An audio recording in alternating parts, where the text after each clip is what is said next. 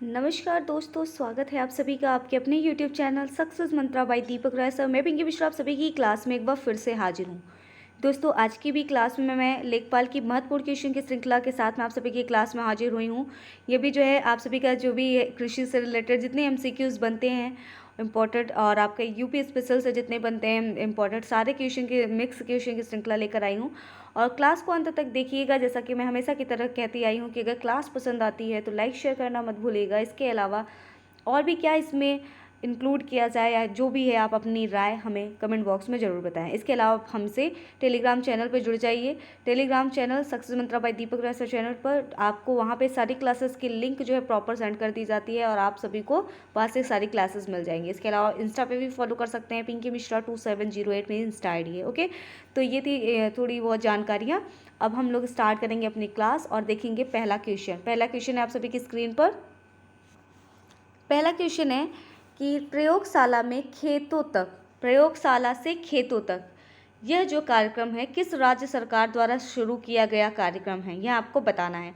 तो सबसे पहले बता दें कि प्रयोगशाला से खेतों तक यह जो कार्यक्रम है यह 1979 में इसकी शुरुआत हुई और यह उत्तर प्रदेश में इसकी शुरुआत हुई। और यह इसका उद्देश्य क्या था, पीएम ने जो है किसान वैज्ञानिक से आग्रह किया, उनसे अनुरोध किया कि जो किसान वैज्ञानिक हैं वह जो है किसानों की कृषि प्रौद्योगिकियों के विकास व प्रसार में अपना क्या करें, भागीदार बनाएं, जिससे वे और भी अच्छे तरीके से खेती कर सकें और भी चीज़ों को जो है कम समय में जल्दी खेती किया जा सके। ठीक है, तो ये प्रयोगशाला से खेतों तक कार्यक्रम जो है उत्तर प्रदेश सरकार द्वारा शुरू की गई। ठीक है, तो यहाँ पे आप लोग ध्यान रखेंगे, यहाँ पे क्या हो जाएगा आपका ऑप्शन सी सही हो जाएगा। ठीक है, तो ये प्रयोगशाला से ही क्लियर है आप सभी का कि इसका अर्थ क्या है। किसान वैज्ञानिक जो हैं उनसे रिक्वेस्ट किया गया कि आप लोग जो किसान हैं, जो कृषि हैं, उनको जो भी उनके प्रौद्योगिक जो भी खेती वेती जो होती है उसमें जो है उसके विकास में प्रसार करने की भागीदार बनाए। ठीक है,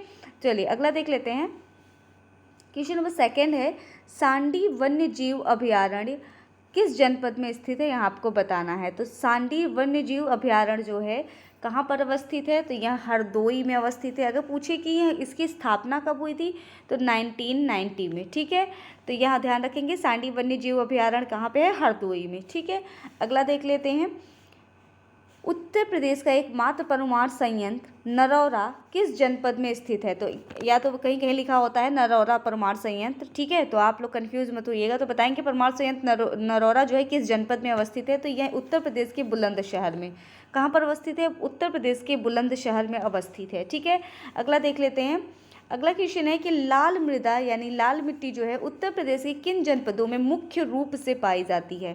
तो जो लाल मिट्टी है यह जो है मुख्य रूप से मिर्ज़ापुर और सोनभद्र जिले में पाई जाती है उत्तर प्रदेश के। ठीक है, तो यहाँ पर आप लोग ऑप्शन क्या क्लिक कर लेंगे, ऑप्शन ए आप लोग अपना सही कर लेंगे। ठीक है, चलिए अगला क्वेश्चन देख लेते हैं। अगला क्वेश्चन है कि महीगीर जनजाति जो होती हैं वह उत्तर प्रदेश के किस जनपद में मुख्य रूप से पाई जाती हैं।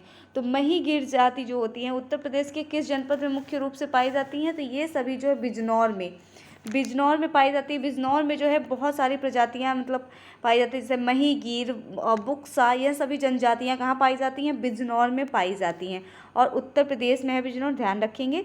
ठीक है, चलिए अगला देख लेते हैं। अगला क्वेश्चन है आप सभी के सामने। तो यहाँ क्वेश्चन देखेंगे कि बलवंत राय मेहता समिति के अनुशंसाओं के आधार पर किस वर्ष पंचायती राज व्यवस्था लागू हुई।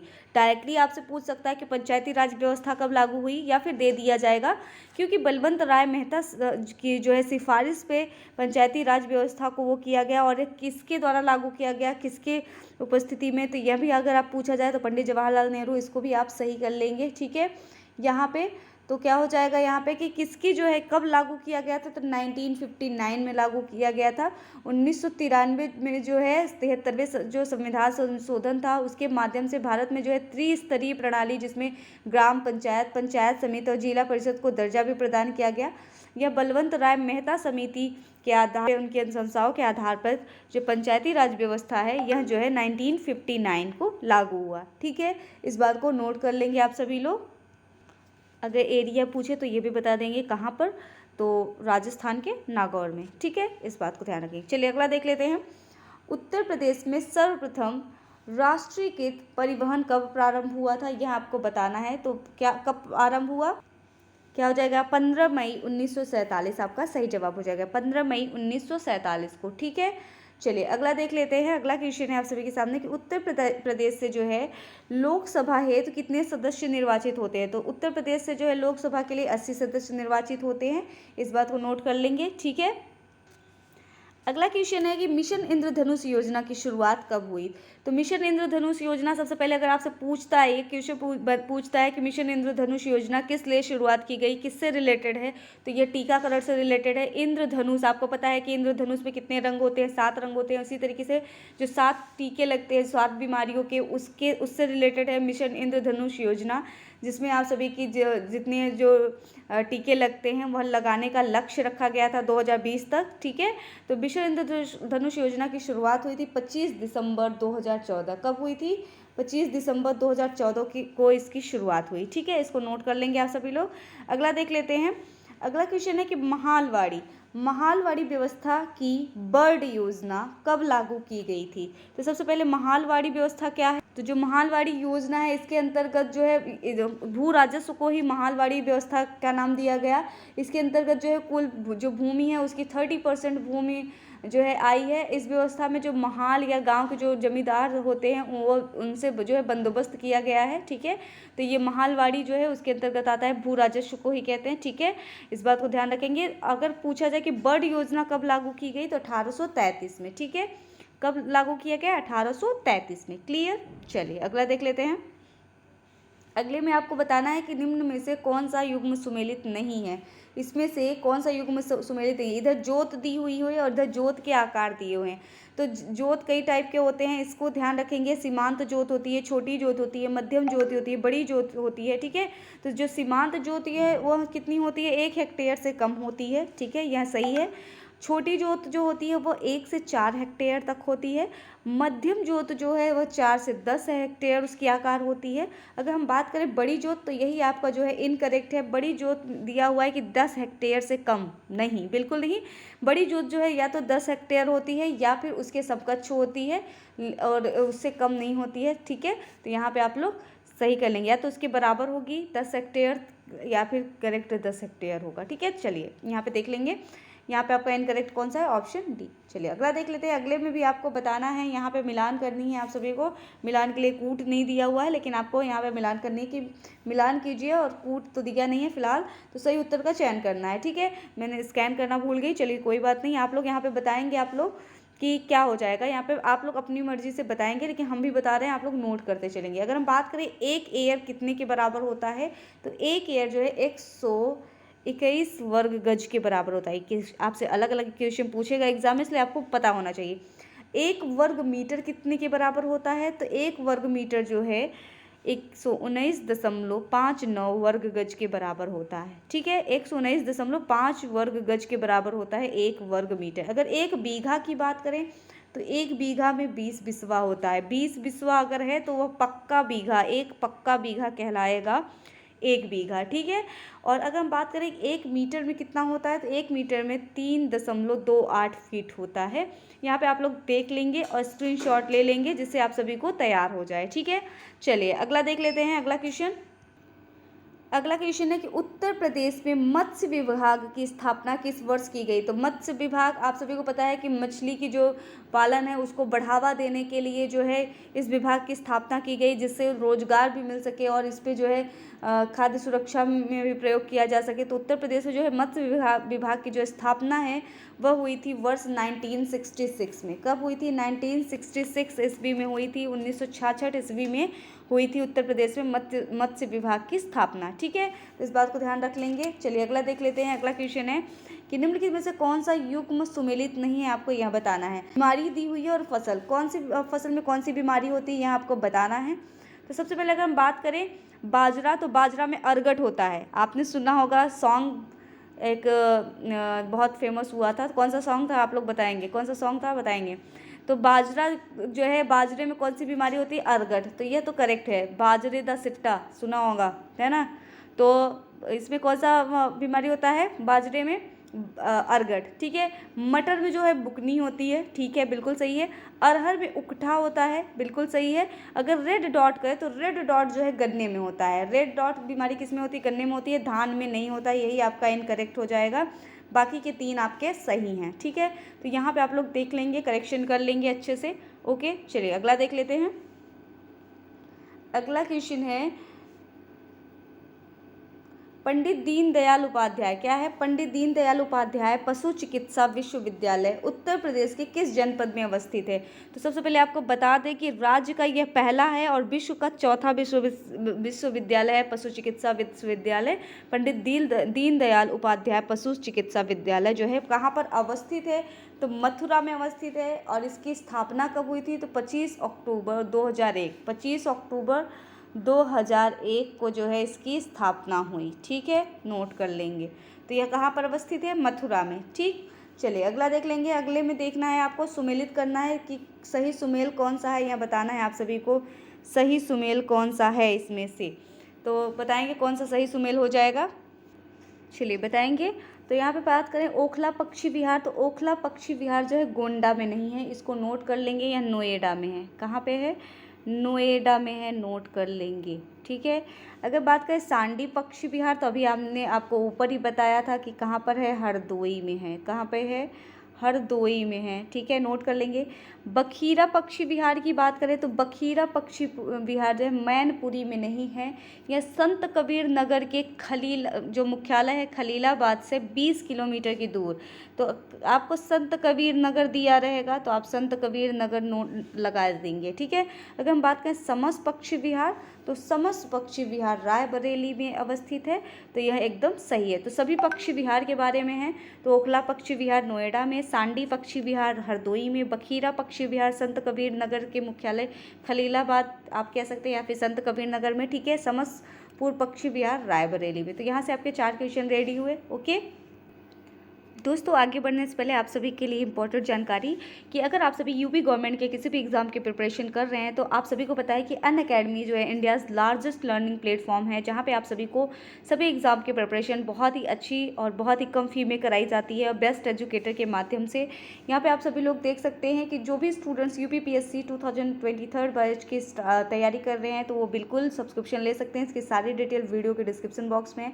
इसके बहुत सारे लाभ आप सभी को ये है कि आप लोग यहाँ पे जो है कभी भी किसी भी वक्त क्लासेस ले सकते हैं। यहाँ पे बेस्ट एजुकेटर के द्वारा जो है क्लासेस प्रोवाइड किया जाता है। यहाँ multiple live doubt clearing sessions होते हैं, अनलिमिटेड क्विजेस होते हैं, स्टडी मटेरियल्स और PDF प्रोवाइड किए जाते हैं। इसके अलावा यहाँ पे आप सभी लोग देख सकते हैं कि ये जो है UPPSC प्रीलिम्स GS पेपर 1 की जो है टेस्ट सीरीज चल रही है, जो कि प्रत्येक रविवार को 10 बजे होती है, सुबह के 10 बजे। और यहाँ पे टॉप 25 रैंकर्स को कुछ न कुछ रिवॉर्ड्स प्रोवाइड किए जाते हैं, तो आप इसमें भी परफॉर्म कर सकते हैं और रिवॉर्ड्स जीत सकते हैं, जिससे आप सभी को फ़ी में डिस्काउंट मिल जाएगा। ये भी आप फ़ायदा ले सकते हैं।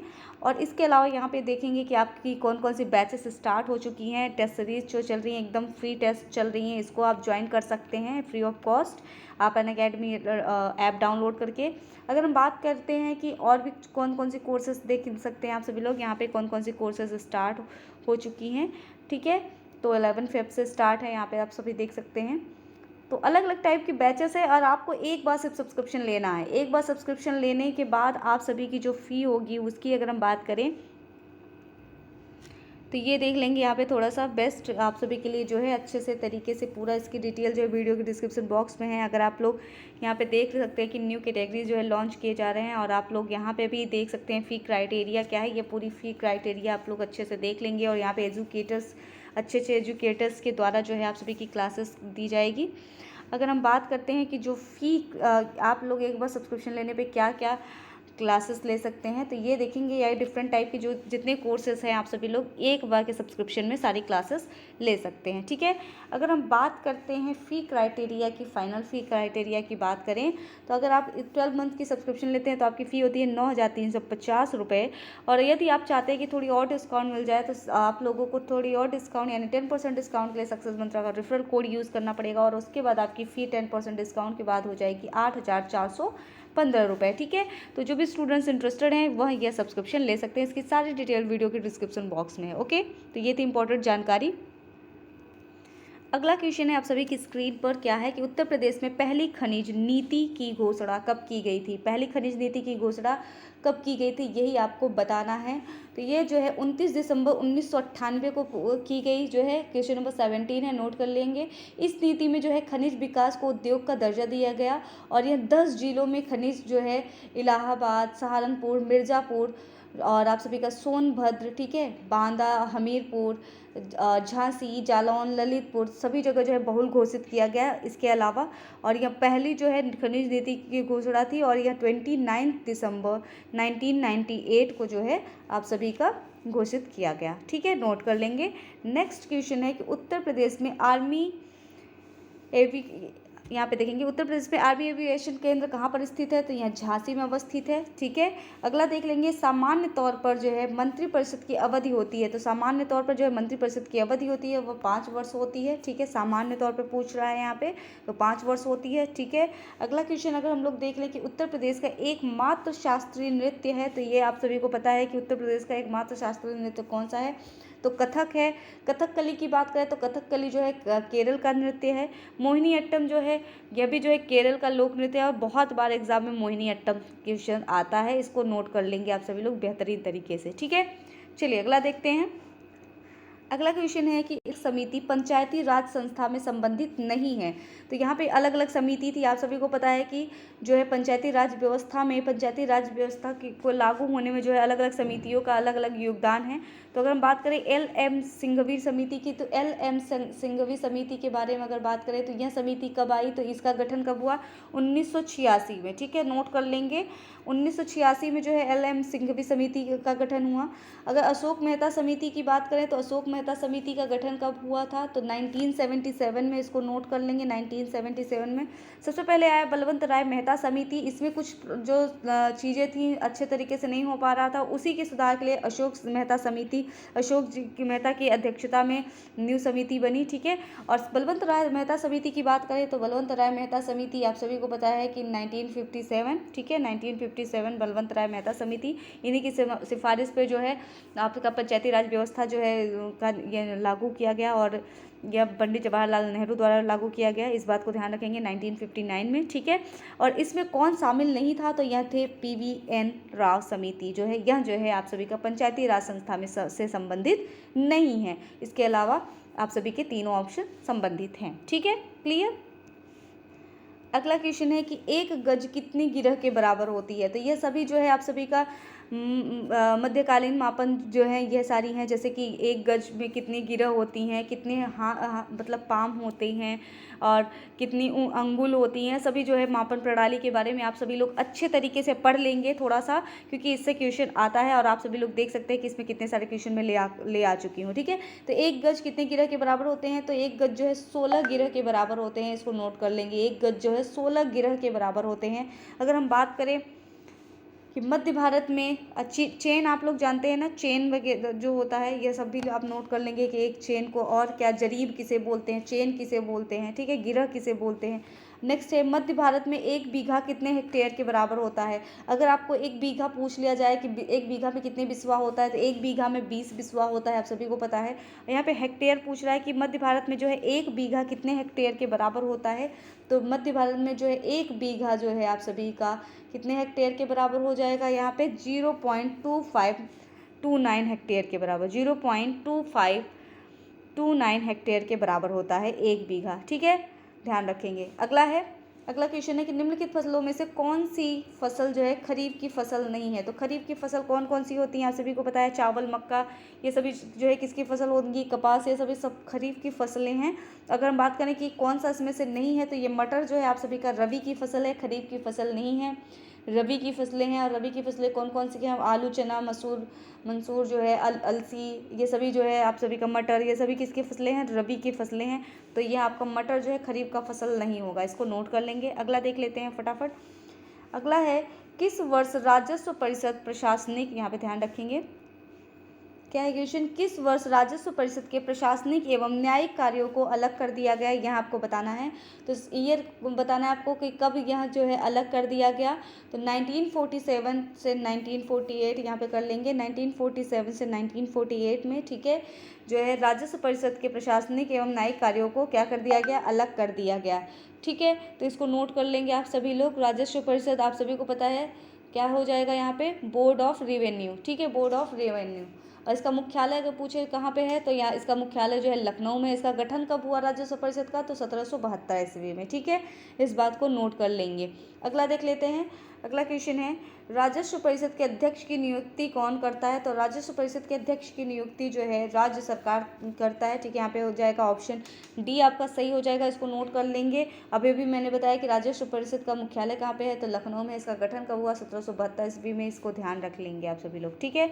चलिए अगला क्वेश्चन देख लेते हैं फटाफट। अगला है, स्थानीय प्रशासन का जनक किसे माना जाता है। स्थानीय प्रशासन का जनक जो है किसे माना जाता है, तो स्थानीय प्रशासन का जनक जो है लॉर्ड रिपन को माना जाता है। और स्थानीय प्रशासन ये जो है इसकी जो है शुरुआत कब हुई, इसको कब लागू किया गया, तो 1882 में लागू हुआ था, ठीक है। 1882 में जो है लागू हुआ था, ठीक है, लॉर्ड रिपन। यहाँ पे देख लेंगे। पंचायत की सबसे छोटी इकाई को क्या कहते हैं, तो आप सभी को पता है पंचायत जो है कि कितने स्तरीय थी, त्रिस्तरीय थी। तो सबसे छोटी जो इकाई थी वह क्या थी, ग्राम सभा। तो ग्राम सभा जो है सबसे छोटी इकाई थी, ठीक है। इसको नोट कर लेंगे आप सभी लोग। अगला देख लेते हैं। अगला क्वेश्चन है, अगला क्वेश्चन है कि एक इलाही गज कितने अंगुल के बराबर होता है। तो एक इलाही गज जो है कितने अंगुल के बराबर होता है। अलग अलग शासक हुई सब और अलग अलग लोगों ने अपना अपना मत दिया, लेकिन कोई 41 अंगुल कहता था, तो कोई 39 अंगुल कहता था। सबका अलग अलग मत रहता था। इसमें बहुत सारा कन्फ्यूज़न हो जाता था और लोगों को बहुत दिक्कतों का सामना करना पड़ता था जितने किसान थे, ठीक है। तो इसके बाद जो है अकबर के द्वारा यह प्रारंभ किया गया एक इलाही गज, और जिसमें उन्होंने फिक्स किया कि एक इलाही गज जो है 41 अंगुल के बराबर होगा। कितने के बराबर, 41 अंगुल के बराबर होगा, ठीक है। तो यहाँ पे आप सभी का क्या हो जाएगा सही, ऑप्शन एक इलाही गज कितने अंगुल के बराबर होता है, 41 अंगुल के बराबर। क्लियर। चलिए अगला देख लेते हैं। उत्तर प्रदेश में कृषि श्रम उत्पादकता अधिक है। आपको बताना है कि उत्तर प्रदेश में जो है कृषि श्रम उत्पादकता कौन से क्षेत्र में अधिक है, तो पश्चिमी उत्तर प्रदेश में। किधर, पश्चिमी उत्तर प्रदेश में जो है अधिक है। यहाँ पे आपका ऑप्शन बी हो जाएगा, पश्चिमी उत्तर प्रदेश, ठीक है। अगला देख लेते हैं। उत्तर प्रदेश दुग्ध अधिनियम किस वर्ष पारित हुआ। उत्तर प्रदेश जो है दुग्ध अधिनियम किस वर्ष पारित हुआ, यह आपको बताना है। तो उत्तर प्रदेश दुग्ध अधिनियम जो है आप सभी का 1976 में पारित हुआ। ऑप्शन क्या हो जाएगा, बी आपका सही जवाब हो जाएगा। अगला है और अंतिम क्वेश्चन है यह आज की क्लास का, कि हवा में पौधों को उगाना क्या कहलाता है। हवा में पौधों को उगाना, और आजकल आप सभी लोग देख रहे हैं कि मैक्सिमम जो है खेती जो है अपनी कई क्षेत्रों में जो है आप लोग देखेंगे कि इसी तरीके से खेती किया जाता है, बिना ज़मीन पे खेती नहीं की जाती है। किसी आप लोग देखते होंगे कि यदि आप कोई पौधा या कुछ भी जो है अगर आप किसी डब्बे में या किसी खाली बर्तन में रख देते हैं तो बाद में वो जड़ पकड़ने लगता है और अपने आप उगना शुरू हो जाता है। तो इस तरीके की जो होती हैं, जो हवा में पौधे को जो उगाया जाता है वह क्या कहलाया जाता है, तो एरोपोर्टिव कहलाता है। इसके अलावा जो केवल पानी या बालू अथवा कंकड़ में जो है नियंत्रित जलवायु में बिना मिट्टी के पौधे उगाते हैं, उस टेक्निक को क्या कहते हैं, उस टेक्निक को कहते हैं हाइड्रोपोनिक्स। क्या कहते हैं, हाइड्रोपोनिक्स, जो कि केवल बालू, पानी या कंकड़ आदि में जो है उगाई जाती हैं, ठीक है। और फ्लोरिकल्चर आप सभी को पता है कि जो फूलों की जितनी अध्ययन किया जाता है, फ्लोरिकल्चर आप सभी का जो है हार्टिकल्चर के अंतर्गत ही आता है। और फ्लोरिकल्चर के अध्ययन को इसके अंतर्गत कौन सा अध्ययन किया जाता है, तो जितनी फूलों की जो खेती की जाती है, फूलों का जो भी अध्ययन किया जाता है वो फ्लोरिकल्चर के अंतर्गत किया जाता है। अगर बात करें सेरीकल्चर की, तो जितनी रेशम का उद्योग की जो अध्ययन है वो सेरीकल्चर के अंतर्गत किया जाता है, ठीक है। तो ये रही आपकी क्लास। आई होप आप सभी को समझ में आ गया होगा। तो ये थी आज की क्लास। कैसी रही क्लास हमें कमेंट बॉक्स में ज़रूर बताएंगे। आप सभी लोग कितने क्वेश्चन आप सभी को आ रहे थे, क्वेश्चन अच्छे थे कि नहीं, ये सारी चीज़ें जो है आप हमें कमेंट बॉक्स में बताएंगे। और अगर क्राइटेरिया चेंज किया जा सकता है, क्या चेंजेस ला सकते सकते हैं इसमें, ये सारी बातें आप हमें बताएंगे। ठीक है, तो ये थी आज की क्लास दोस्तों। चलिए मिलते हैं अगली क्लास में इसी तरीके से बेहतरीन क्वेश्चन की श्रृंखला के साथ में। तब तक के लिए जुड़े रहें आपके अपने यूट्यूब चैनल सक्सेस मंत्रा बाय दीपक रॉय सर चैनल पर। इसके अलावा टेलीग्राम चैनल से जुड़ जाइए। आप हमें इंस्टा पे भी फॉलो कर सकते हैं, पिंकी मिश्रा 2708 मेरी इंस्टा ID है। ठीक है, निरंतर प्रैक्टिस करते रहिए। हार्ड वर्क जो है कभी वेस्ट नहीं जाता है, आप सभी को बताया, तो आप लोग बिल्कुल मेहनत करिए और आगे बढ़ते रहिए, यही शुभकामनाएं हैं। ठीक है, all the best for your exam. नमस्कार, बाय बाय।